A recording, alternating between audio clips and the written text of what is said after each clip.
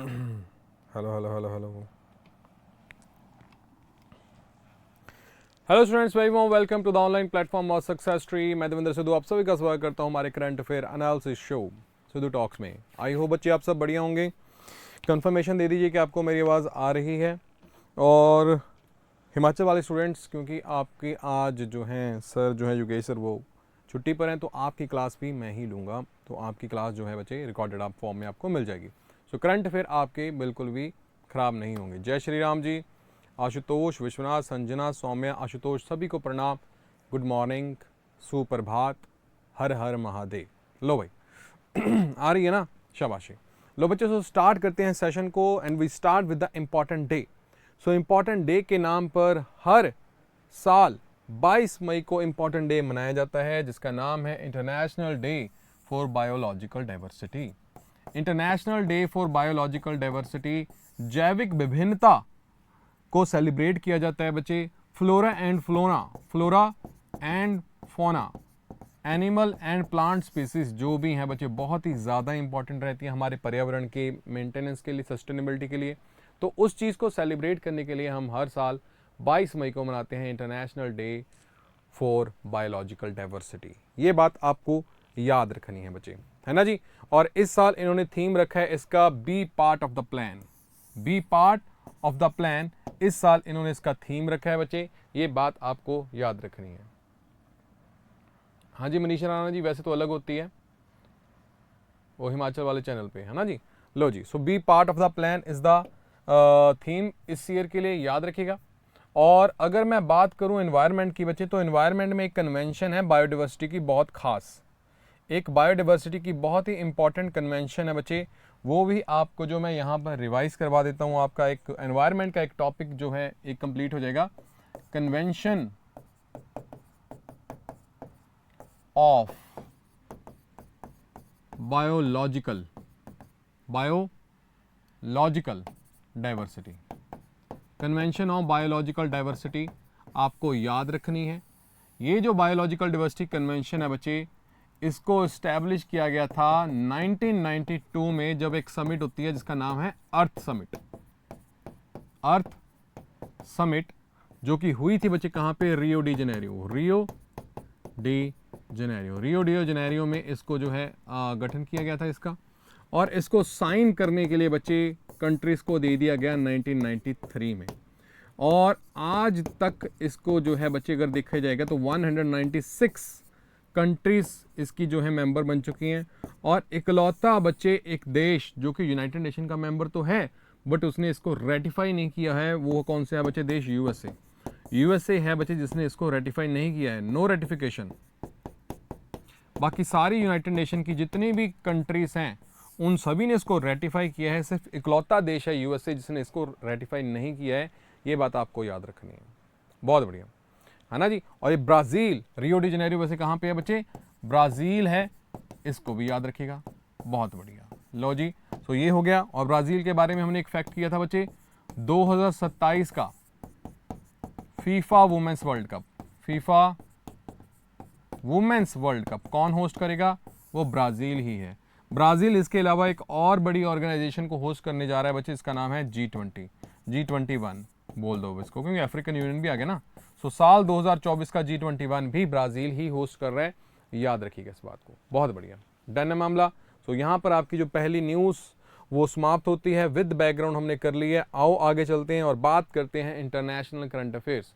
अंतर्राष्ट्रीय current affairs में देखते हैं क्या खास आ रखा है बच्चे। कंपनी है जिसका नाम है स्पेसएक्स, एक और कंपनी है जिसका नाम है टेस्ला, और दोनों का एक ही मालिक है बच्चे जिसका नाम है एलन मस्क। सो एलन मस्क बच्चे जो दुनिया का तीसरा सबसे रिचेस्ट पर्सन भी है।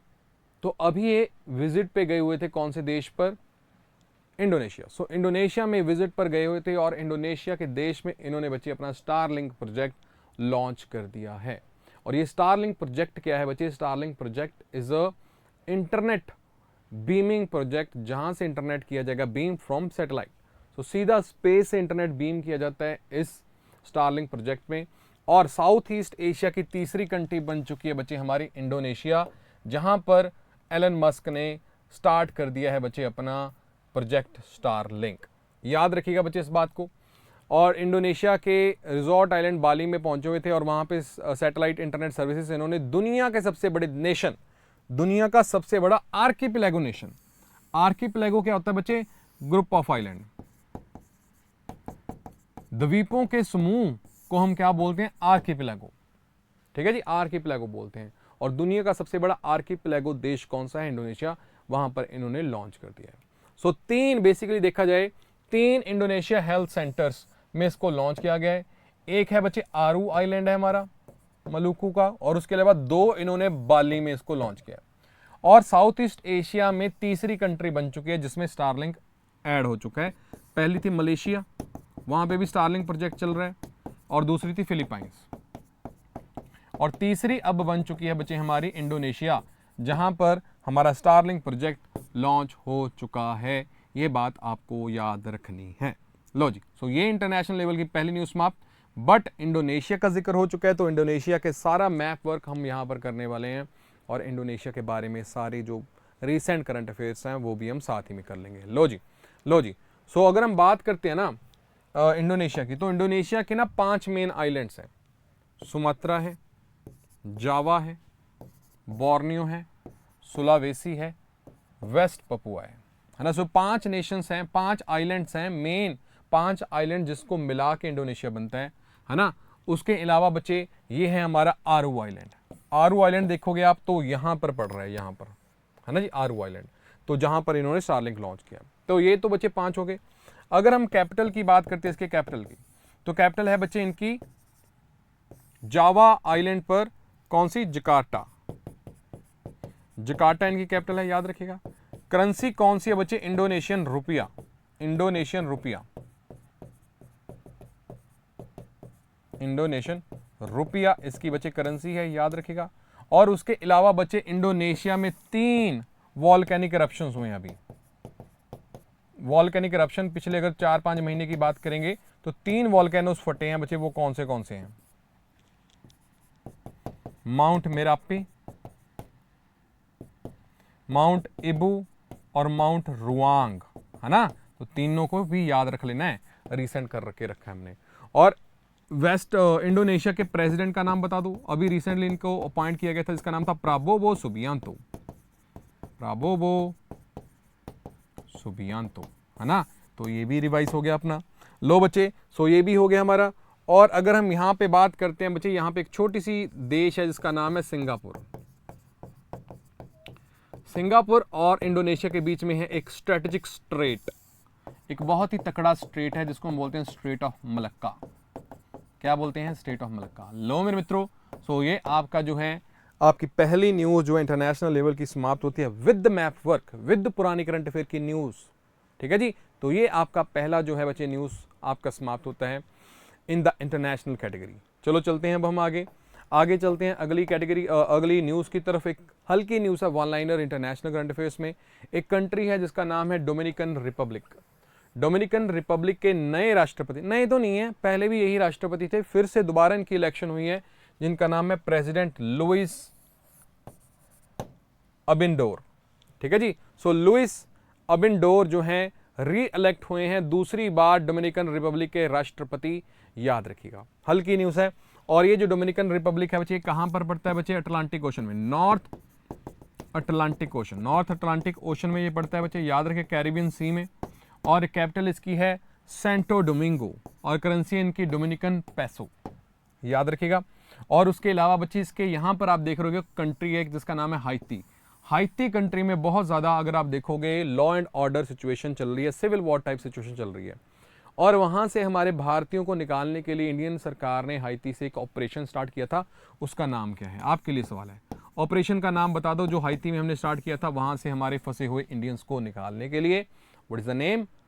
वेरी गुड, क्या नाम है? ऑपरेशन इंद्रावती। क्या बात है, ऑपरेशन इंद्रावती। अच्छा जी, इंद्रावती एक रिवर है, ये एक सहायक नदी है। कौन सी मेन रिवर की? ये आपके लिए दूसरा सवाल है, और इसका हिंट आपको दूंगा, हिंट के हिसाब से आपको आंसर लगाना है।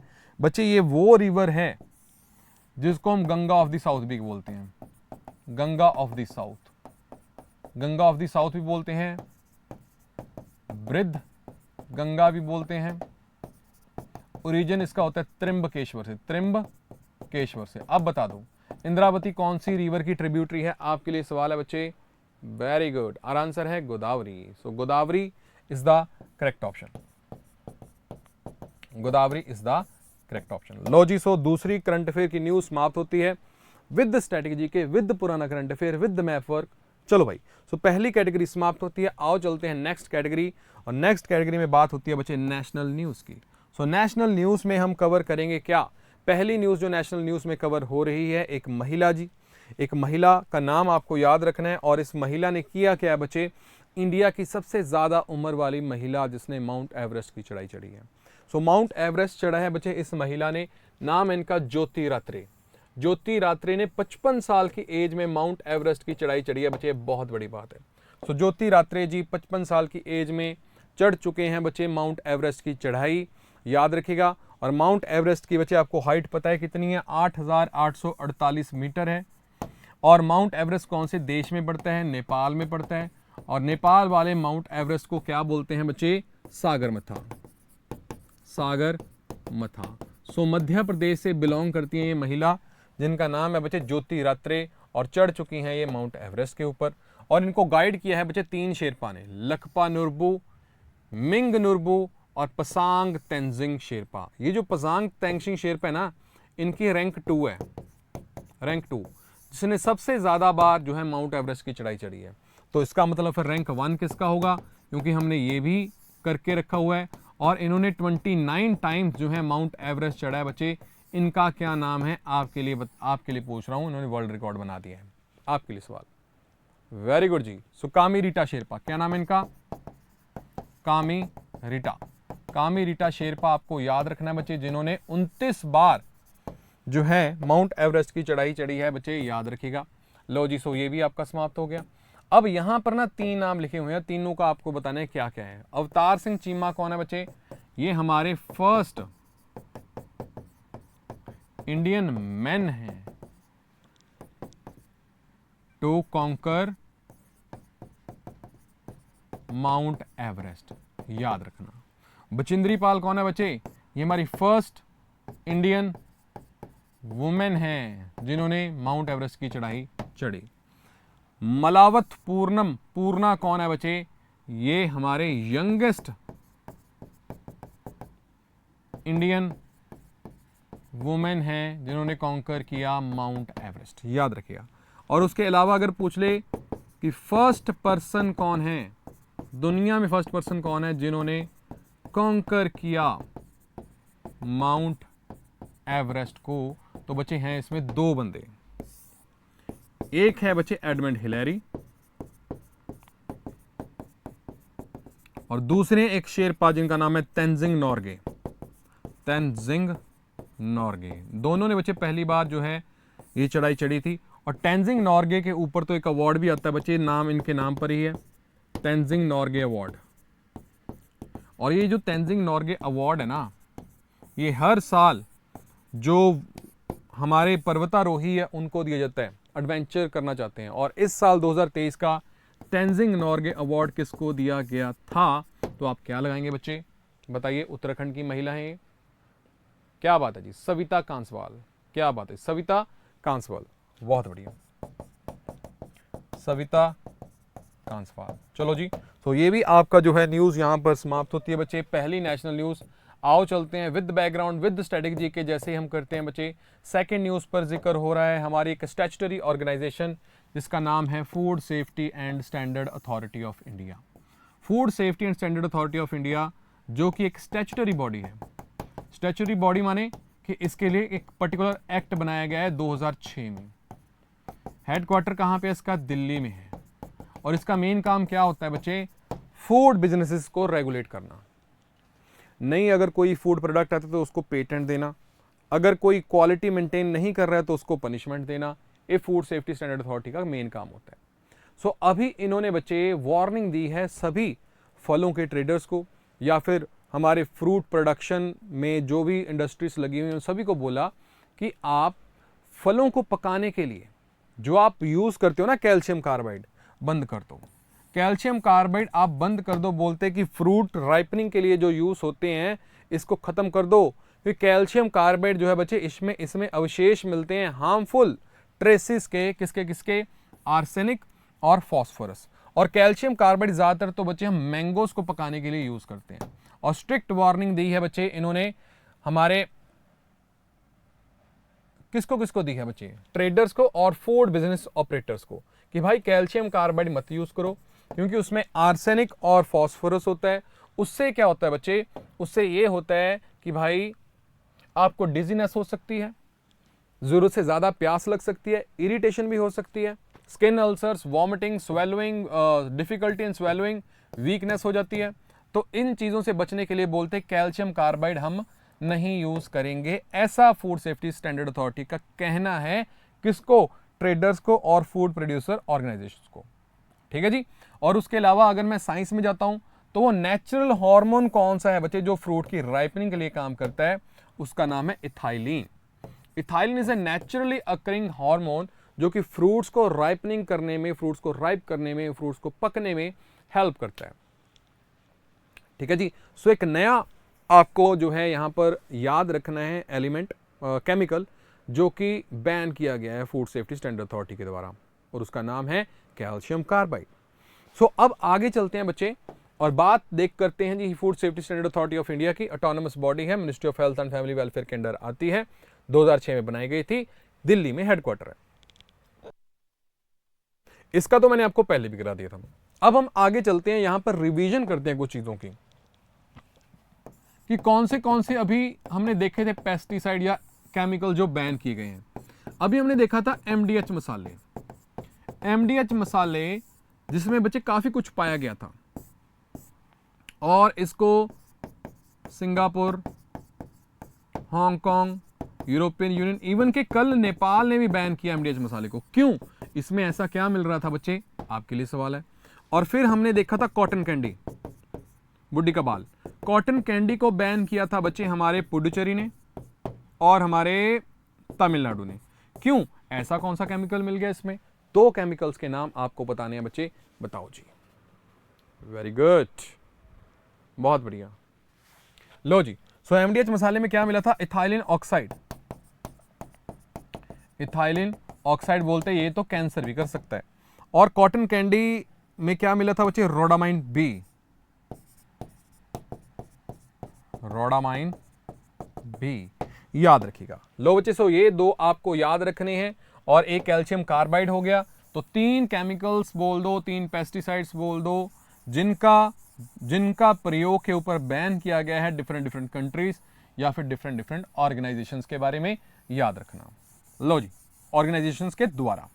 चलो जी, ये भी हो गया हमारा नेशनल न्यूज की, न्यूज नंबर 2 है ना, ये नेशनल की पहली थी, हाँ, न्यूज नंबर 2 भी समाप्त होती है। लो जी, आगे चलते हैं, अब हम बात करते हैं नेशनल न्यूज नंबर 3। सो ये कौन है जी, श्री रविशंकर जी। श्री रविशंकर जी जिन्होंने आर्ट ऑफ लिविंग बनाया, एक स्पिरिचुअल लीडर हैं, तमिलनाडु से बिलोंग करते हैं। सो 200 साल पूरे होने के लिए इंडियन ओरिजिन तमिल्स की श्रीलंका में पूरे होने के लिए बच्चे कमेमोरेटिव जो है फर्स्ट स्टैंप रिलीज करी गई है, एक कमेमोरेटिव स्टैंप रिलीज करी गई है श्री रविशंकर जी के नाम पर। सो इन्होंने रिसीव करी है, पहली स्टैंप रिलीज करी जा रही है बच्चे, क्योंकि 200 साल कंप्लीट हुए हैं इंडियन ओरिजिन तमिल्स के श्रीलंका में रहते रहते, ठीक है जी। तो इसलिए ये कमेमोरेटिव जो स्टैंप रिलीज करी गई है। और ये जो बच्चे अगर देखोगे श्रीलंकन तमिल, जो इंडियन ओरिजिन तमिल्स है उनको बोला जाता है वहां पे मलाहिया तमिल्स और इंडियन ओरिजिन तमिल्स, है ना जी। बहुत इनजस्टिस इनके खिलाफ होता है बच्चे, क्योंकि 1948 में जब 1948 में जब श्रीलंका को आज़ादी मिलती है तो बहुत सारे इंडियन ओरिजिन तमिल्स को, जिनको मलाइया तमिल्स भी बोलते हैं, तो इनको सिटीजनशिप जो है नहीं दी गई, है ना। इवन के गवर्नमेंट एग्जाम्स या फिर गवर्नमेंट पोस्ट या फिर पढ़ाई में भी इनको जो है पीछे रखा गया। और उसके बाद एक पैक्ट साइन होता है 1964 में, श्रीमा शास्त्री पैक्ट, जो कि दो लीडर्स के बीच में होता है, एक लाल बहादुर शास्त्री जो कि उस वक्त हमारे प्राइम मिनिस्टर थे, और श्री मावो बंदरनिके जो कि वहां के प्रेसिडेंट थे। तो उसमें उन्होंने कम से कम 500,000 मिलियन मलाहिया तमिल्स को भारत बुलाया और उनको वहां पर सिटीजनशिप दी, ठीक है जी। तो याद रखिएगा बच्चे, ये भी न्यूज़ आपकी हो यहाँ पर समाप्त होती है, नेशनल न्यूज़ नंबर 3। चलो जी आगे चलते हैं बच्चे और बात करते हैं स्टेट करंट अफेयर्स। सो स्टेट करंट अफेयर्स में आज 2 स्टेट्स आई हैं, एक है हमारी मणिपुर और एक है असम, उसके ऊपर जिक्र करते हैं जी। लो जी सो स्टेट करंट अफेयर्स में जो पहली न्यूज़ आई है वो आई है असम से। सो असम की गवर्नमेंट ने लॉन्च करा है डिजास्टर मैनेजमेंट प्लेटफॉर्म, डिजास्टर को मैनेजमेंट करने वाला प्लेटफॉर्म जिसका नाम है ड्रिम्स इन्होंने लॉन्च करा है बच्चे, जिसको बनाया गया है यूनिसेफ की हेल्प से, United Nation International Children Education Fund, है ना जी, United Nation children's fund in short इसको बोल दिया जाता है। सो असम की सरकार ने लॉन्च करा है डिजास्टर मैनेजमेंट प्लेटफॉर्म, यूनिसेफ से मिलकर इसको बनाया है बच्चे। एक ऑनलाइन प्लेटफॉर्म रहेगा जिसमें जो भी डिजास्टर्स होंगे, है ना, उस डिजास्टर्स की समय से पहले जो है या फिर कम समय में आपको उसकी इंफॉर्मेशन दे दी जाएगी असम में। और इसकी फुल फॉर्म क्या है बच्चे, disaster reporting and information management system.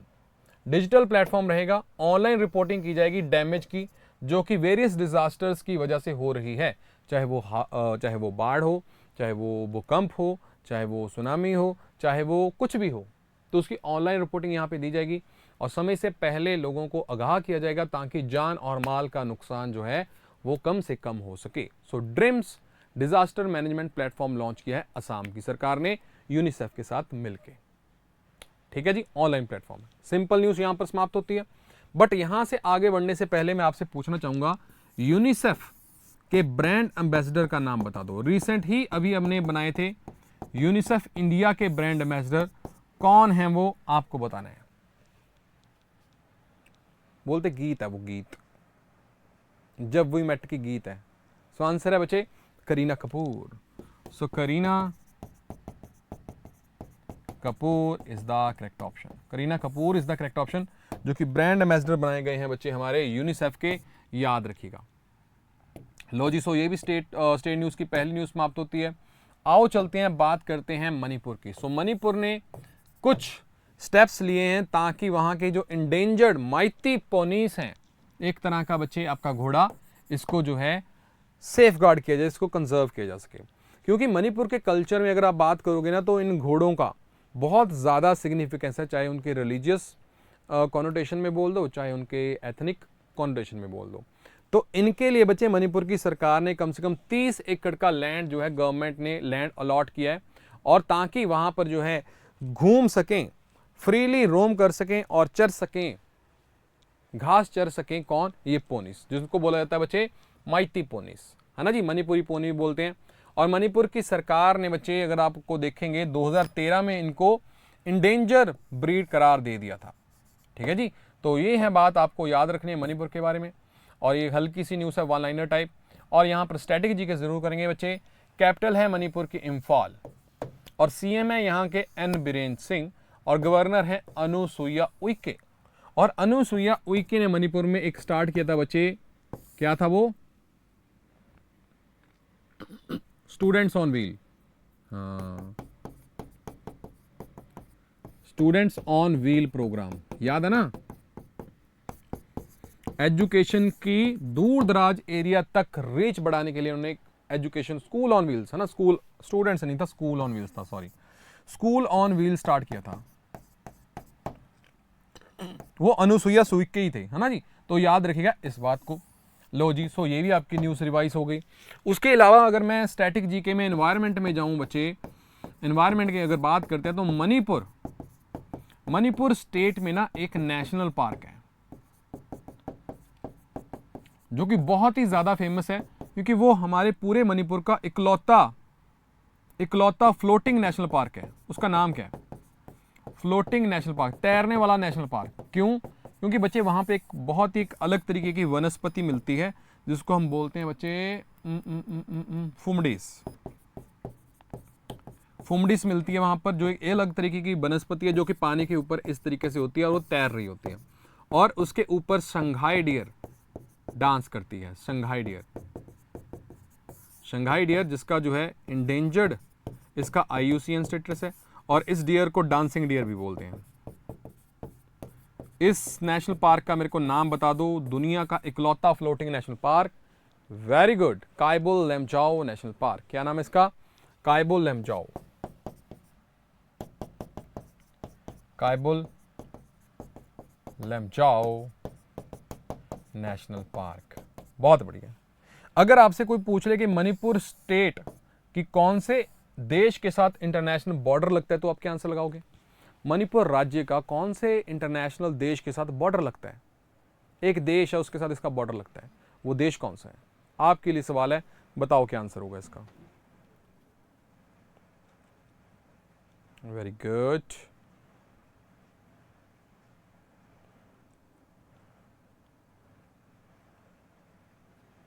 कमाल, आंसर है बच्चे म्यांमार। शाबाश। क्या है देश वो? म्यांमार। अगर मैं आपसे पूछ लूं दुनिया का वो देश जहां पर सबसे ज्यादा अफीम की खेती होती है, तो वो क्या, कौन सा देश है? आप बोलोगे अफगानिस्तान। दुनिया में सबसे ज्यादा ओपियम की प्रोडक्शन करने वाला देश कौन सा है? शाबाश चिका बोनिटा, आप तो अच्छे हैं बच्चे। आप तो बहुत देर से हमारा लगा रहे हैं करंट अफेयर, आपको तो पक्का रटे होंगे ये चीजें। अफगानिस्तान पहले होता था, म्यांमार ने अब उसको पीछे छोड़ दिया है। म्यांमार ने पीछे छोड़ दिया उसको, और अब जो है ओपीएम की प्रोडक्शन में नंबर 1 पोजीशन पर कौन आ चुका है? म्यांमार आ चुका है, याद रखिएगा। चलो जी, सो ये भी आपकी जो स्टेट न्यूज़ है बच्चे यहाँ पर समाप्त होती है। चलो चलते हैं अगली कैटेगरी की तरफ। अगली कैटेगरी में आता है जिक्र बच्चे हमारा पॉलिटी करंट अफेयर्स। पॉलिटी के साथ संबंधित करंट अफेयर्स में जो न्यूज़ आई है वो है PMLA एक्ट के संबंधित, prevention of money laundering act. 2002 में इस एक्ट को बनाया गया था और इस एक्ट को इन्फोर्समेंट डायरेक्टरेट के अंदर डाला गया था कि भाई इन्फोर्समेंट डायरेक्टरेट वाले इसको मैनेज करेंगे, PMLA एक्ट को। इसमें बच्चे किसी की भी गिरफ्तारी की जा सकती है अगर उसके ऊपर आरोप लगे या फिर इन्फोर्समेंट डायरेक्टरेट को उसके ऊपर शक हो। पर सुप्रीम कोर्ट का बहुत बड़ा फैसला है, क्योंकि PMLA एक्ट के अंदर ना स्पेशल कोर्ट्स बनती हैं। स्पेशल कोर्ट्स बनती हैं, यहाँ पे स्पेशल अदालतें बनती हैं। क्यों बनती हैं? ये इस वजह से बनती हैं क्योंकि PMLA एक्ट को जल्दी जल्दी उसकी सुनवाई हो सके, इसलिए स्पेशल कोर्ट्स बनती हैं। और सुप्रीम कोर्ट ने बोला कि अगर इस PMLA एक्ट के अंदर अगर स्पेशल कोर्ट ने इसका कॉग्निसेंस ले लिया, यानी कि नोटिस ले लिया, तो फिर इन्फोर्समेंट डायरेक्टरेट उस इंसान की जिसके ऊपर ये एक्ट लगा है उसकी गिरफ्तारी नहीं होगी। क्योंकि आपने देखा इन्फोर्समेंट डायरेक्टरेट का जो है बहुत ही ज़्यादा मिसयूज़ हो रहा है, खासकर पॉलिटिकल राइवल्स के लिए। तो उस चक्कर में जो है अब सुप्रीम कोर्ट ने फैसला लिया है जुडिशियल एक्टिविज्म दिखाते हुए, और बोला है कि भाई सुप्रीम कोर्ट ने बैन लगा दिया इन्फोर्समेंट डायरेक्टरेट की अरेस्ट पावर्स के ऊपर, कि अगर स्पेशल कोर्ट ने उसका जो है कॉग्निसेंस ले लिया, नोटिस ले लिया, फिर नहीं ये हो सकता, है ना जी। तो ये बात आपको याद रखनी है बच्चे। सुप्रीम कोर्ट ने फैसला सुनाया कि परिवर्तन निषेधालय ईडी धन शोधन निर्वारण अधिनियम के तहत दायर आरोपण पर संज्ञान लेने के बाद एक विशेष अदालत द्वारा किसी आरोपी को गिरफ्तार करने की अपनी शक्ति खो देता है ना जी। सो खो देगा वो पावर, याद रखिएगा बच्चे इस बात को। लो जी, क्योंकि ऐसी प्रैक्टिस जो है वो बोल रहे हैं कि भाई हमारे राइट टू फ्रीडम को हर्ट करती हैं, राइट टू फ्रीडम को घात पहुंचाती हैं, जो आर्टिकल 21 में देता है ना जी। याद रखिएगा, सिंपल एक जो है एक इनकी सुनवाई आई है, याद रखिएगा। उसके अलावा स्टैटिक जीके के पर्सपेक्टिव से, स्टैटिक जीके के पर्सपेक्टिव से बच्चे इन्फोर्समेंट डायरेक्टरेट आपके लिए बहुत ही ज़्यादा इंपॉर्टेंट हो चुका है, क्योंकि आप देख रहे हो इन्फोर्समेंट डायरेक्टरेट ने कितने लोगों को जो है अभी पॉलिटिकल राइवल जो बीजेपी के हैं उनको जो है अरेस्ट किया, चाहे वो अरविंद केजरीवाल हो, चाहे संजय सिंह हो, चाहे वो साउथ के लीडर्स हों, सबके ऊपर PMLA एक्ट लगा दिया और ईडी ने उसको छापा लगा दिया। सो ईडी के बारे में बच्चे जानना आपके लिए बहुत ज़रूरी है, क्योंकि ईडी बच्चे इसकी गठन होता है इसका 1 मई 1956 में, 56 में, और तब इसको इन्फोर्समेंट डायरेक्टरेट नहीं बोलते थे, तब इसको बोलते थे इन्फोर्समेंट यूनिट। क्या बोलते थे इसको? इन्फोर्समेंट यूनिट बोलते थे, है ना जी। और हेडक्वार्टर इसका दिल्ली में ही था। और फिर एक साल बाद 1957 में बोला कि भाई यूनिट नहीं है, ये डायरेक्टरेट है, इन्फोर्समेंट डायरेक्टरेट है, याद रखिएगा। उसके बाद अगर बात करते हैं बच्चे इसके स्ट्रक्चर की बात करते हैं, तो इसके स्ट्रक्चर में इसका हेडक्वार्टर दिल्ली में है। और एक कौन सी मिनिस्ट्री के अंदर काम करती है? याद रखना, department of revenue of the ministry of finance के अंदर ये काम करती है। और इसके रीजनल ऑफिस है मुंबई, चेन्नई, चंडीगढ़, कोलकाता और दिल्ली में। हेडक्वार्टर नई दिल्ली में। और राहुल नवीन जी का नाम आपको याद रखना है, जो कि 1993 बैच के IRS ऑफिसर हैं, जो कि इसके डायरेक्टर हैं। राहुल नवीन का नाम याद रखिएगा बच्चे, है ना जी, जो कि इसके डायरेक्टर हैं। और इसमें ज़्यादातर जो ऑफिसर्स हैं वो डेपोजिशन से जाते हैं, खासकर IRS, IAS और IPS अधिकारी डेपोजिशन में जाते हैं बच्चे और इसमें अपनी सेवाएं निभाते हैं। और कौन से एक्ट्स हैं जिसको मैनेज करती है हमारी इन्फोर्समेंट डायरेक्टरेट? एक तो PMLA एक्ट हो गया, prevention of money laundering act 2002, foreign exchange management act 1999, fugitive offenders act, जो पैसा लेके बाहर भाग जाते हैं माल्या जैसे लोग, उनके लिए एक्ट बनाया गया था, उसको मैनेज करता है, और फॉरेन एक्सचेंज रेगुलेशन एक्ट 1973, और हमारा 1974 का कॉफे पोसा act, conservation of foreign exchange and prevention of smuggling activities act. इतने एक्ट हैं जो कि हमारे इन्फोर्समेंट डायरेक्टरेट के अंदर आते हैं बच्चे, याद रख लीजिएगा, स्टैटिक जी के हैं, पूछ लिया जा सकता है आपसे। ठीक है जी, हाँ जी, लो जी, आओ चलते हैं बच्चे आगे, हम आगे चलते हैं। पॉलिटी करंट अफेयर्स नंबर 2, इसमें बच्चे क्या आया है बच्चे, आर्टिकल 301 के ऊपर सुनवाई आई है। आर्टिकल 301 क्या है?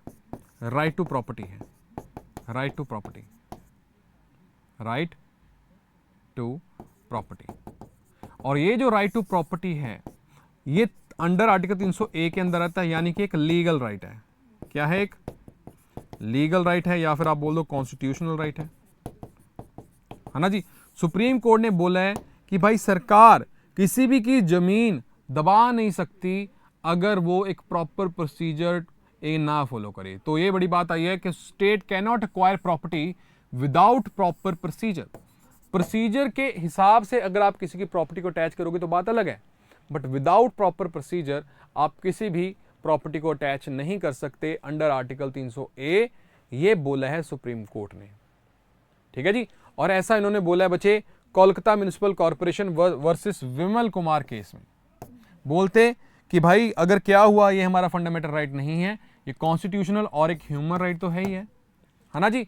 सो क्या होगा बच्चे कि आप किसी की भी प्रॉपर्टी सरकारें नहीं दबा सकती, ऐसा बोला है। अगर मैं इसके बैकग्राउंड में जाता हूं ना, राइट टू प्रॉपर्टी बच्चे पहले आर्टिकल 19(1) में था एक हमारा फंडामेंटल राइट, आर्टिकल 19 है, और 31 आर्टिकल में ये बात बोली गई थी कि भाई ये हमारा एक फंडामेंटल राइट है। फिर क्या हुआ, फर्स्ट कॉन्स्टिट्यूशनल अमेंडमेंट आती है, फर्स्ट कॉन्स्टिट्यूशनल अमेंडमेंट एक्ट आती है बच्चे, जिसमें एक नवा शेड्यूल 9th शेड्यूल ऐड किया जाता है और साथ में एक आर्टिकल ऐड किया जाता है 31A, और बोला गया कि भाई अगर कोई भी आर्टिकल हमने 31A में डाल दिया, कोई भी एक्ट बना के हमने डाल दिया, तो उस एक्ट को आप यूज नहीं कर सकेंगे कि हमारा जो फंडामेंटल राइट खराब हो चुका है in terms of acquiring property. क्योंकि अगर आप देखोगे सरकारों को बच्चे डेवलपमेंट भी तो करनी है, तो प्रॉपर्टी से लोगों की एक्वायर करनी पड़ती है, उनको पैसा देके, उनको मुआवजा देके करनी पड़ती है।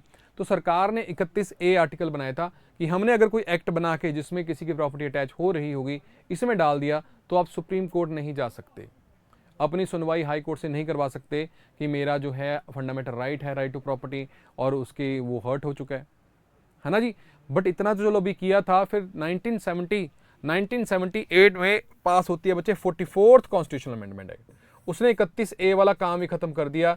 उसने राइट टू प्रॉपर्टी को तो बस रिमूव ही कर दिया फंडामेंटल राइट से, और उसको एक लीगल राइट बना दिया, कॉन्स्टिट्यूशनल राइट बना दिया अंडर आर्टिकल 301। ये इसका बैकग्राउंड है बच्चे जो आपको याद रखना है। ठीक है जी, पूछा जा सकता है। चलो जी, सो ये भी समाप्त होती है। अब आती है इलाहाबाद हाई कोर्ट की बात। सो इलाहाबाद हाई कोर्ट ने एक फैसला लिया है बच्चे, बोलते कि अगर आपसे दहेज की मांग करी जाए, दो demand of dowry is a punishable.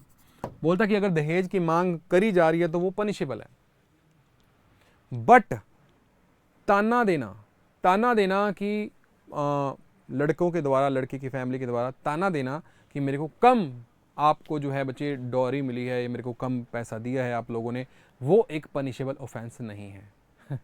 So Allahabad high court का ये फैसला है बच्चे, अलग सा एक फैसला है। बोलते हैं कि डॉरी की डिमांड करनी इज पनिशेबल, बट टॉन्ट करना कि मेरे को जी कम डॉरी मिली है, ये पीनल ऑफेंस नहीं है।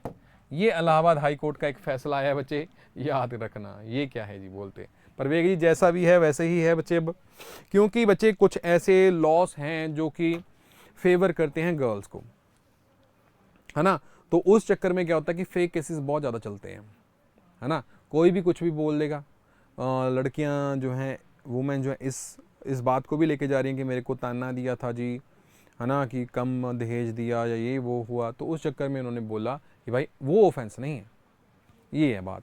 ठीक है जी, तो याद रखना। लो जी, बात करते हैं पंजाब वाले चैनल में। मैं इतना भाषण दे के आया हूँ बच्चे कि दहेज के ऊपर आप चिल्लाते हैं, लड़कियां खासकर चिल्लाती हैं कि दहेज मांग लिया, दहेज मांग लिया। क्या लड़कियां किसी अनएम्प्लॉयड लड़के के साथ शादी कर सकती हैं? अगर लड़की कोई, आप मेरे को बताना, अगर लड़की कोई जॉब पर लग गई है तो वो क्या ढूंढती है कि मेरे से ऊपर वाली जॉब के साथ मैं शादी करवाऊंगा, तो वो भी एक दहेज ही है बच्चे। क्या देखती हैं लड़कियां या फिर लेडीज़, हमारे घर वाले क्या देखते हैं कि हमारी बेटी का जो होगा हस्बैंड होगा कि वो बहुत बड़ा अफसर हो, उसका घर हो, है ना, वो क्या है, वो भी तो डॉरी है, दहेज ही है ना। तो दहेज जो है बच्चे वो 2 साइडेड है, कहीं एक साइडेड नहीं है। हाँ, सो गवर्नमेंट जॉब के रूप में, बिल्कुल जी, गवर्नमेंट जॉब के रूप में क्या है, वो दहेज ही तो है। तो बस वही चीज़ है बच्चे कि तानों से ही बात बिगड़ती है यही है कि दोनों तरफ ही चलती है बच्चे दहेज प्रथा, बट बदनाम लड़के हैं। चलो जी, लेट्स मूव फॉरवर्ड। पॉलिटी के करंट अफेयर्स बच्चे आपके समाप्त होते हैं। आगे चलते हैं कल्चरल करंट अफेयर्स की तरफ, देखते हैं क्या पूछा गया है, बताया गया है। सो कल्चरल करंट अफेयर्स में बच्चे हमारे कल्चर को दर्शाता एक एग्जीबिशन लगाया गया है अरतारा 24। कहाँ पर लगाया गया है? दुबई में, जहाँ पर आपके भारत की तरफ से खासकर इंडियन टैलेंट के द्वारा फाइन आर्ट्स या फिर कंपटीशन जो हैं ये करवाए गए हैं। भारत के टैलेंट के द्वारा जो आर्टिस्टिक जेम्स हैं, है ना, या फिर हमारे आर्टिस्टिक कलाएं हैं, उसकी प्रदर्शनी लगी है बच्चे दुबई में, और नाम है इसका अरतारा 2024। खत्म न्यूज़, वन लाइनर है। अब मेरे को ये बताना कि 2024 में ही कुछ दिन पहले ही दुबई में एक और एग्जीबिशन लगी थी, उसका नाम क्या है, और उसमें इंडियन ट्राइबल्स की आर्ट या उनके जो है आर्ट एंड क्राफ्ट को शोकेस किया गया था, उसका नाम क्या था बच्चे? आपके लिए सवाल है, लगा दो आंसर। वेरी गुड, बोलो बोलो बोलो। वेरी गुड, दैट इज स्वदेशी। क्या है बच्चे? वो स्वदेशी है। बहुत बढ़िया, डन हो गया मामला। आगे चलते हैं बच्चे, आगे चलते हैं अगली कैटेगरी, और अगली कैटेगरी में आ रहा है बच्चे स्पोर्ट्स करंट अफेयर्स। सो खेल की दुनिया में कौन से करंट अफेयर्स आए हैं बच्चे, देखिएगा। लो जी, सो एक चैंपियनशिप करवाई गई है बच्चे, वर्ल्ड पैरा एथलेटिक चैंपियनशिप। ये जो वर्ल्ड पैरा एथलेटिक चैंपियनशिप करवाई गई है, कहाँ पे करवाई गई है बच्चे? कोबे में। कोबे कहाँ पर है बच्चे? जापान, जिसमें हमारे दिव्यांग एथलीट्स गए हैं और पार्टिसिपेट करने गए हैं, और पहला मेडल जीता है बच्चे हमारे निषाद कुमार ने और पृथ्वीपाल ने। निषाद कुमार बच्चे हमारे हाई जंपर हैं और पृथ्वीपाल 400 मीटर रनर हैं। सो 200 मीटर रनर है। सो 200 मीटर रन में पृथ्वीपाल जी ने ब्रॉन्ज मेडल, निषाद कुमार ने हाई जंप में सिल्वर मेडल जीता और पहले medal world para athletic championship में लेके आ गए। और इसी वर्ल्ड पैरा एथलेटिक चैंपियनशिप में एक वर्ल्ड रिकॉर्ड भी तोड़ा है।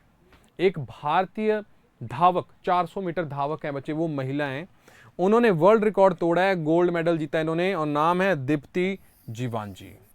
सो दीप्ति जीवांजी ने बच्चे जीवन जी ने 400 मीटर रन कंप्लीट करी है 55 सेकंड में, और वर्ल्ड रिकॉर्ड उन्होंने क्रिएट कर दिया है गोल्ड मेडल के साथ। ये बच्चे आपका जो करंट अफेयर है ना, ये इंपॉर्टेंट वाला है, मोस्ट इंपॉर्टेंट, क्योंकि इसमें से क्वेश्चन पूछे जा सकते हैं। मोस्ट इंपॉर्टेंट करंट अफेयर है, इसमें से क्वेश्चन पूछे जा सकते हैं, याद रखिएगा। दीप्ति जीवन जी वर्ल्ड रिकॉर्ड क्रिएट कर दिया है 400 मीटर में। दीप्ति जीवन जी, याद रखिएगा, पैरा एथलीट है हमारे। ये भी न्यूज बच्चे आपकी समाप्त होती है। तीसरी न्यूज में जिक्र हो रहा है बच्चे एथलेटिक फेडरेशन ऑफ इंडिया का। सो एथलेटिक फेडरेशन ऑफ इंडिया के स्पॉन्सर बन चुके हैं ऑफिशियली प्यूमा इंडिया। सो प्यूमा इंडिया बिकम स्पॉन्सर्स, किसके स्पॉन्सर बन चुके हैं? प्रयोजक बन चुके हैं एथलेटिक फेडरेशन ऑफ इंडिया के। अब जो है एक मल्टी ईयर जो एग्रीमेंट साइन किया एथलेटिक फेडरेशन ऑफ इंडिया के साथ, और अब ये सारी किट्स या अपने स्पीड सूट्स या फिर कुछ भी तरीके की जो आपकी आप बोलोगे इक्विपमेंट्स होंगे जो कि एथलीट्स यूज करते हैं, वो कौन देगा? प्यूमा इंडिया देगा। प्यूमा इंडिया देगा, ये बात आपको याद रखनी है बच्चे। और इसमें बच्चे कौन से इवेंट आते हैं एथलेटिक्स में? Track and fields, jump, throw, cross country running, marathon tournament जैसे, मैराथन रनिंग जैसे आते हैं बच्चे, है ना जी। तो अब जो सारी सप्लाई होगी कौन देगा? प्यूमा इंडिया देगा, क्योंकि ऑफिशियल स्पॉन्सर वो बन चुका है। चलो जी, ये भी न्यूज़ आपकी समाप्त होती है। आओ आगे चलते हैं बच्चे अगली कैटेगरी की तरफ, और अगली कैटेगरी आती है बच्चे हमारी science and tech. Science and technology के क्षेत्र में कौन सी न्यूज़ आई है? साइंस एंड टेक के क्षेत्र में जो न्यूज़ आई है बच्चे, वो आई है पहले हमारी ब्लैक होल्स को लेके। सो ब्लैक होल्स को लेके हमारे एस्ट्रोसैट ने, एस्ट्रोसैट जो हमारे इंडिया का इकलौता और पहला एक सोलर ऑब्जर्वेटरी है, जो 2015 में लॉन्च करी गई थी। PSLV-C 30th फ्लाइट थी 2015 में, जिसमें हमने हमारी पहली एस्ट्रोसैट जो हमारी बोलोगे आप dedicated multi wavelength space observatory छोड़ी गई थी। और उन्होंने एक ब्लैक होल के रिगार्डिंग एक डिस्कवरी करी है। उस ब्लैक होल का नाम है स्विफ्ट J1727, और बोला गया है कि भाई इस हमारे ब्लैक होल में एक बड़ी विचित्र सा पैटर्न देखा गया है। विचित्र सा पैटर्न, एक्सरेस का एक रिपीटिंग पैटर्न देखा गया है, जिसको बोला जाता है quasi periodic oscillation. Quasi periodic oscillation उसको बोला जाता है बच्चे। इसको विचित्र सा एक रूप यहाँ पे देखा गया है ना जी। इस सिस्टम में पहली बार इसको देखा गया है बच्चे, इस अपने ब्लैक होल में, याद रखिएगा। और ऐसी डिस्कवरी करी है एस्ट्रोसैट ने, ठीक है जी, याद रखिएगा। और ब्लैक होल क्या होता है बच्चे? एक स्पेस का एक ऐसा फिनोमेना है बच्चे, जहां पे गुरुत्वाकर्षण, ग्रेविटेशन इतनी ज्यादा तेज होती है कि इसमें से तो आपकी जो है बच्चे लाइट भी ना निकले। ये होता है ब्लैक होल। इसकी जो गुरुत्वाकर्षण होती है बहुत ज्यादा होती है। हमारे मिल्की वे गैलेक्सी के बिल्कुल मिडल में एक ब्लैक होल है। उसकी गुरुत्वाकर्षण इतनी है कि सारे घूम रहे हैं, हमारी धरती इंक्लूडिंग हमारा सूर्य, वो भी उसके अराउंड घेरा लगा रहे हैं, याद रखना, ठीक है जी। ये न्यूज़ समाप्त होती है। अब मेरे को बताना है बच्चे, आपका एक ब्लैक होल है जिसका नाम है BH3, जो अभी ढूंढा गया था। आपको बताना है किसके द्वारा ढूंढा गया था, कौन सी कंट्री का वो टेलीस्कोप था जिसके द्वारा ये BH3 नामक टेलीस्कोप ढूंढा गया था। ओ, पहले बता दिया आपने, गाय टेलीस्कोप, शाबाश। गाय टेलीस्कोप ऑफ जर्मनी, यूरोप का था, यूरोप का ना, यूरोपियन यूनियन का था ये गाया टेलीस्कोप, उन्होंने ढूंढा था, यूरोपियन यूनियन का। चलो जी, यूरोपियन स्पेस एजेंसी का बेसिकली। चलो आगे चलते हैं बच्चे। और केरला में देखा गया है बच्चे एक ब्रेन ईटिंग अमोइबा, एक ऐसा अमोइबा जो कि एक सिंगल सेल ऑर्गेनिज्म है। और देखा गया है कि भाई एक 5 साल की लड़की जो एक पॉन्ड में, एक बच्चे तालाब में तैरने गई और उसने तैरा, और उसके बाद उसको वो अमोइबा ने बच्चे उसका ब्रेन ही खा लिया और उसकी डेथ हो गई। उस अमोइबा का नाम आपको याद रखना है बच्चे। और केरला में हम देख रहे हैं कि सारी बीमारियां उधर से ही हो रही हैं बच्चे, जो नई नई हो रही है। वेस्ट नाइल फीवर वहाँ पे हुआ, हेपेटाइटिस A और B के वहाँ पे देखा गया आउटब्रेक हो गया। इवन के हमारे जो कोरोना वायरस थे वो भी पहले केरला में ही अपनी दखल देते हैं, है ना। तो Kerala is a hotspot for major diseases. So brain eating amoeba जो है बच्चे यहाँ पर देखा गया है, जिसका नाम आपको याद रखना है अमोइबिक मेनिंगोसेफलाइटिस। अमोइबिक मेनिंगोएन्सेफलाइटिस बच्चे, ये एक अमोइबा है सिंगल सेल, जिसने जो है बच्चों ब्रेन ही खा लिया है, ठीक है जी। सो मेन सिम्टम्स इसके क्या होते हैं? फीवर होते हैं, हेडेक होती है, वॉमिटिंग होती है, सीजर होता है। और याद रखिएगा बच्चे, मौत दर जो है यहाँ पर 100% है, ठीक है जी। सो याद रखिएगा कि मौत दर कितनी है? 100% है। अगर इस अमोइबा ने हमारी बॉडी पर अटैक किया तो कोई भी चांस नहीं है बचने का। 100% यहाँ पर जो है मॉर्टेलिटी रेट है इस अमोइबा के द्वारा, याद रखिएगा, ठीक है जी। सो नाम याद रखना है अमोइबिक मेनिंगोसेफलाइटिस। लो बच्चों, सो अब आपके यहाँ पर थ्योरेटिकल करंट अफेयर सारे समाप्त हो जाते हैं। अब टाइम है MCQs का। और मल्टीपल चॉइस क्वेश्चंस की अगर हम बात करते हैं ना, तो यहाँ पर ना आज मैं आपको ना ज़बरदस्त तरीके की रिवीजन करवाने वाला हूँ। क्यों? क्योंकि अब जो हम MCQs करेंगे ये जनवरी के होंगे, जनवरी मंथ के। यानी कि ये MCQs आपको चैलेंज करेंगे, आपकी क्रैमिंग पावर को चैलेंज करेंगे, ठीक है जी। सो स्टार्ट करते हैं MCQs। जिन बच्चों ने अभी तक सेशन को लाइक नहीं किया है वो सेशन को लाइक ज़रूर कर दीजिएगा पहले। चलो जी, पहला MCQ आपकी स्क्रीन पर, हियर इट इज। भारत का पहला ऑल गर्ल सैनिक स्कूल खोला गया है कहां पर?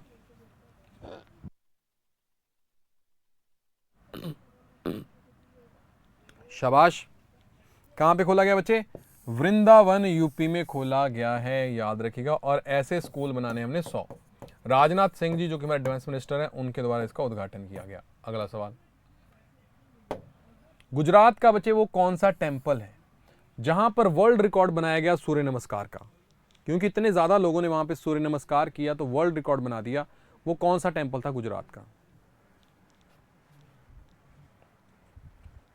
Very good, Modhera sun temple Mehsana district Gujarat में है जहां पर ये काम किया गया। अगला सवाल, केरला की सरकार के द्वारा एक ऐप बनाई गई थी जहां पर सारी सरकारी सुविधाएं दी जाएंगी, उस ऐप का नाम क्या है? के service, K digital, K smart, Kerala e gov.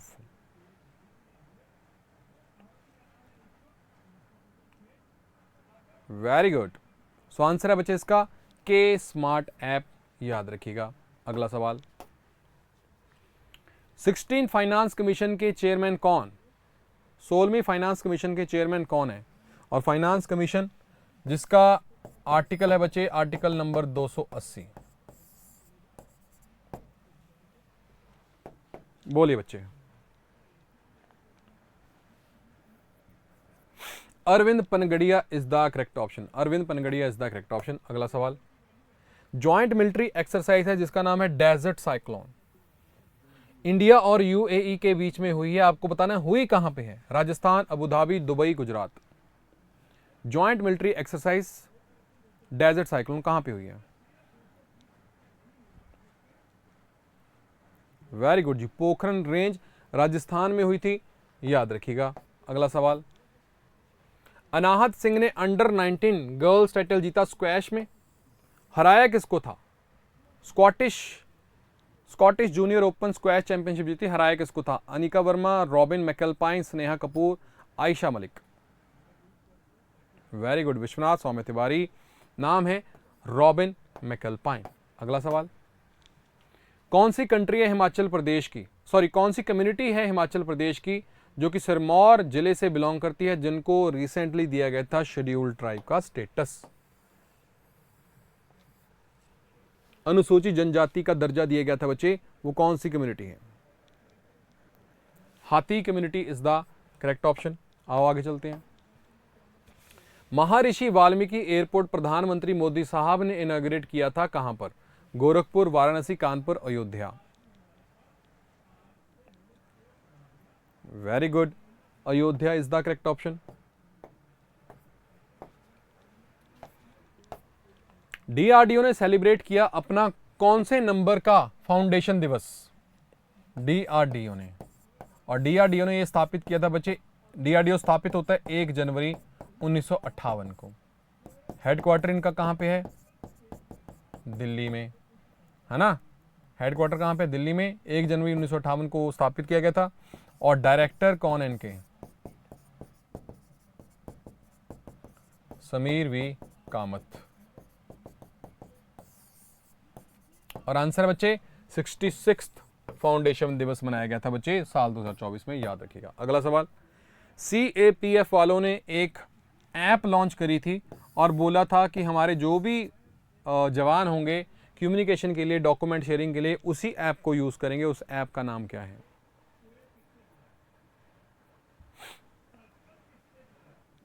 Very good, answer है बच्चे संदेश ऐप। कौन सी है?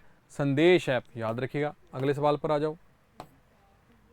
प्रधानमंत्री मोदी साहब ने इनॉग्रेट किया था बीएपीएस हिंदू मंदिर। आपको बताना है कि ये बीएपीएस हिंदू टेंपल कहां पे लॉन्च किया गया था? अबू धाबी में, मस्कट में, पोर्ट लुइस या फिर मैरीलैंड?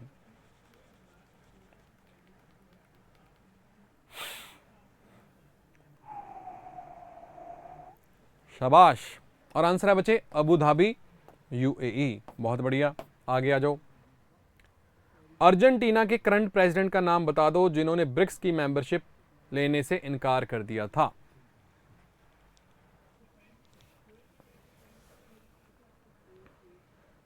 वेरी गुड, और आंसर है बच्चे जेवियर मिले, करेक्ट ऑप्शन। आगे बढ़ जाओ। 4 स्टार्स ऑफ डेस्टिनी नामक एक आत्मकथा किसके द्वारा अनवील करी गई? मनोज पांडे, एमएम नरावने, विपिन रावत, दलवीर सिंह सुहाग।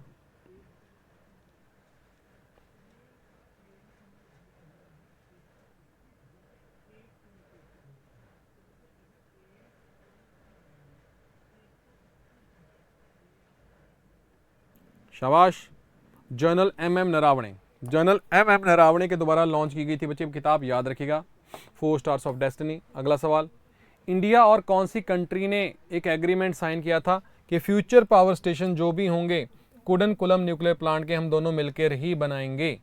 बताओ, कुडनकुलम न्यूक्लियर पावर प्लांट है कहां पे बच्चे? तमिलनाडु में है। बताओ, Russia is the correct option. Russia और इंडिया ने करा था। अगला सवाल, GSAT-20 जो कि एक बहुत ही हैवी कम्युनिकेशन सैटेलाइट है, उसके लिए इंडिया ने कौन से रॉकेट का प्रयोग किया था? यूरोपियन स्पेस एजेंसी के अरियान 6, स्पेस एक्स के Falcon 9, new space India limited के बाहुबली, या फिर अरियाना स्पेस के अरियाना 5? Very good. सो इसका आंसर है बच्चे स्पेस एक्स के फैल्कन 9। स्पेस एक्स के फैल्कन 9 रॉकेट का यूज किया गया था, याद रखिएगा। अगला सवाल, $100 बिलियन फॉर्च्यून क्रॉस करने वाली पहली महिला कौन? Francoise Bettencourt Meyers, Marilyn Hewson, Safra Catz, या फिर गेल बॉन्ड्रियॉक्स? बताओ जी। बहुत बढ़िया, फ्रांस की लड़की है बच्चे François Bettencourt mayor, L'Oréal brand के चेयरमैन। अगले सवाल पर आओ, पहली यूनियन टेरिटरी बता दो जिन्होंने प्रधानमंत्री विश्वकर्मा योजना को इंप्लीमेंट किया। प्रधानमंत्री विश्वकर्मा योजना साल 2023 में लॉन्च करी गई थी, जिसमें खासकर सिविल सर्वेंट्स को ट्रेनिंग की बात की जा रही है। किसने इंप्लीमेंट किया बच्चे इसको? नाम है उसका Jammu and Kashmir. Jammu and Kashmir is the correct option. आओ आगे चले।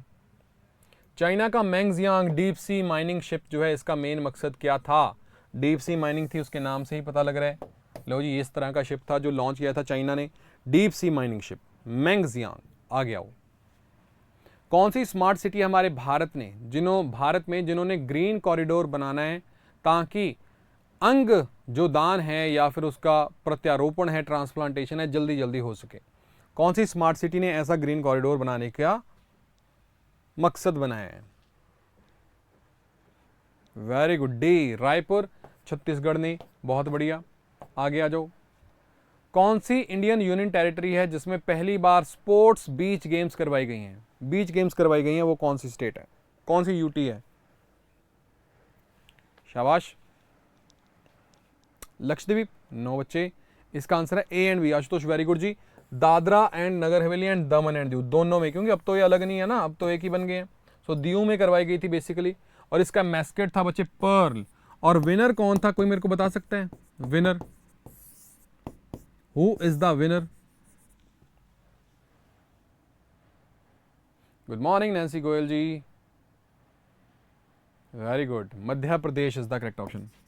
नैन्सी, आप क्लास नहीं लगा रहे हो आजकल, है ना? क्या चक्कर पड़ गया? मैंने आपको मैसेज भी भेजा था, क्लास क्यों नहीं लगा रहे हो बच्चा पार्टी? लो जी, आ जाओ जी, आगे चलते हैं अगले एमसीक्यू की तरफ।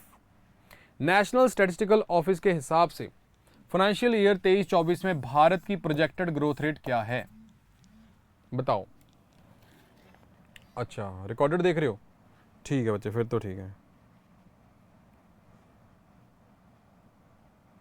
अच्छा, उठा नहीं जा रहा है चलो ठीक है बच्चे, कोई बात नहीं, क्लास लगानी ज़रूरी है। बच्चे आंसर क्या है बच्चे यहाँ पर? द आंसर इज सी, यानी कि 7.3%।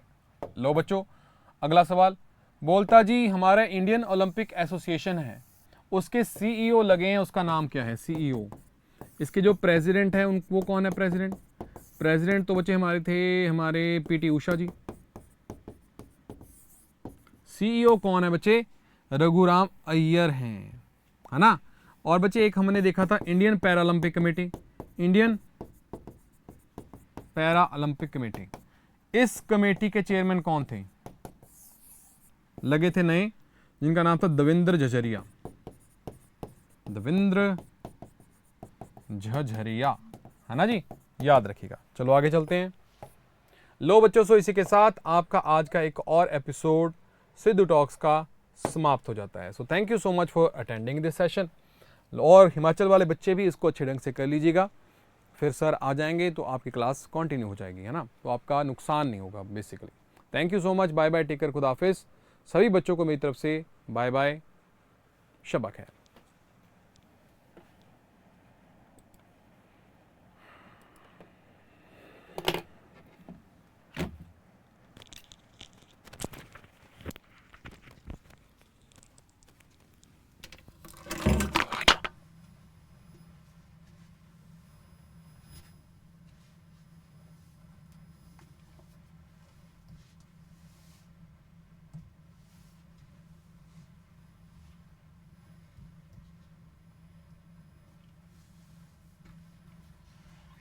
गया।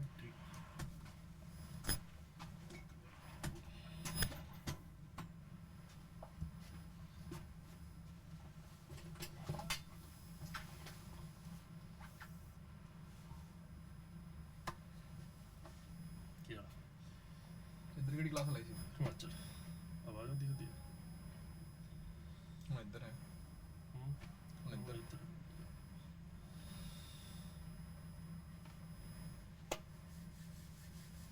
नो महाराज एक गड़ी अच्छा ये 6 है।